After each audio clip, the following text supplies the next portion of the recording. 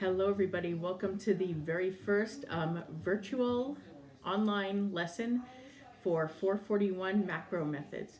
Hope you guys are all doing well. It's been a while since we've seen each other. Um, Please be gentle with me. Again, this online lecturing is something that I'm just now getting used to, so I'm doing the best I can. This lecture is going to go along with the PowerPoint online that's titled Organizational Innovation and Efficiency, Session 8. So this is going to be somewhat of a shorter lecture because normally we would have had student presentations going on during this class, but we're going to do the absolute best that we can.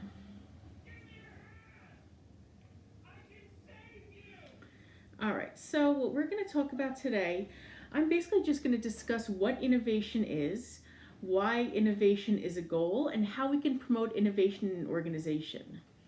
There is something in this lecture that you'll see that's called the Rothman Action Guideline Model. I'm not actually going to talk much about that because that's something that it's really would have had to do in the classroom, and frankly, it's not that important for you to get what you need out of this class. So what is innovation? Generally, when people think of innovation, they think of creation, they think of being creative, they think of the invention of new ideas, and that's all true. A lot of the research of innovation actually came out of rural sociology, and the reason why that happened was because rural communities needed back in the day. First of all, they needed to develop ways to cope with changes in the climate and changes in the needs of agriculture. Then more recently, they've needed to cope with changes and adaptation to the more industrialized, technology-based society. So innovation is any program, technique, or activity that's perceived as new by a group or an organization. So an innovation doesn't have to be something that's a brand new invention. It just has to be new to whoever's using it. It could be technical, it could be professional, it could be a commercial idea or practice.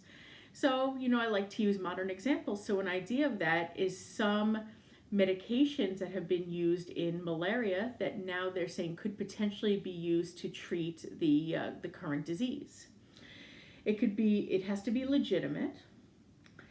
It should be conventional, so it shouldn't be something that's too far-fetched or something that requires too much thinking outside the box normally. And it should fit the normative values of the community and its elites. And the reason why it has to be its elites, of course, normally the elites are the people that are in power. So if they think that your innovation is without merit, they're not going to help you further it or let you implement it. So it can be, again, a completely new thing. It could just be a new context. It has to be generally something observable and something that's trialable. So something that you can do a trial of to see if it works.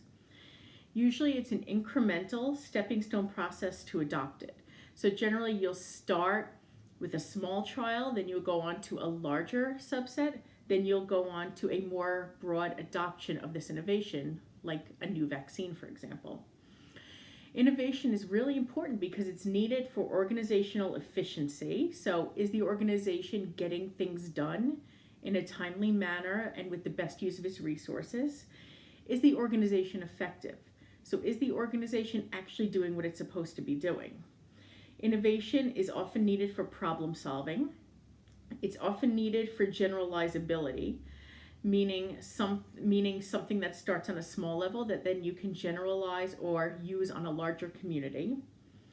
And it has a major tie into the social work competencies and the code of ethics because most of innovation goes along with research and social justice. So how can we promote innovation in an organization? First, the biggest piece is the organizational culture. We've talked about leadership styles. We've talked about some theories of how organizations operate. So is it an organization that allows workers to have autonomy, that promotes creativity, that encourages creativity, and that expects its workers to be the best they can? Or is it an organization that just wants a set product with a set production method out of its workers? Obviously, the first one is the one that's going to promote innovation. Supervision and management is a big part of it. Are your supervisors willing to help nurture your skills and creativity? You have to have proximate goals, which are your sort of immediate goals. You have to have aggregate moderate targets. So meaning you have proximate goals to get to one point, then a second point, then another point on the way to generalizability. Then you're going to have moderate targets at each point, and you have to go in incremental stages. You can't just expect to come out with, to come up with an idea for a new vaccine today and have it out to the population tomorrow. That's not how it works. So some of the conditions that lead to successful innovation using opinion leaders, and opinion leaders are the people whose opinions are going to matter when it comes to approving or disproving innovation. There has to be, even if there's a large scale cost, so to implement it on the larger scale is very costly, there has to be a way to demonstrate it on a smaller scale that is low cost and with a maximum impact. You have to be kind of conservative with the info about the cost of large scale application. It usually serves to show something is really good on a small, low cost scale before you shock people with the cost of implementing it large scale. It has to be not easily reversible. Large scale might alert and mobilize your opposition. So that's why you need to start off smaller before you do something big that triggers notice and you get people trying to counter what you're doing. And some issues that might happen is the larger system might have little or no receptivity to the innovation, which is why you need to start with the smaller systems so that you can prove that what you're doing is efficient and effective. So again, I'm going to let you look at the Rothman Action Model Guideline. There's a couple models of how innovation spread. One of them is the spontaneous contagion model, which basically says that you trial something to a smaller population, they get excited about it, they start talking about it, and then all of a sudden everybody wants it. That's spontaneous contagion model. There's also the decision-making unit model, which is the partial target system to the decision-making unit to a larger general target system.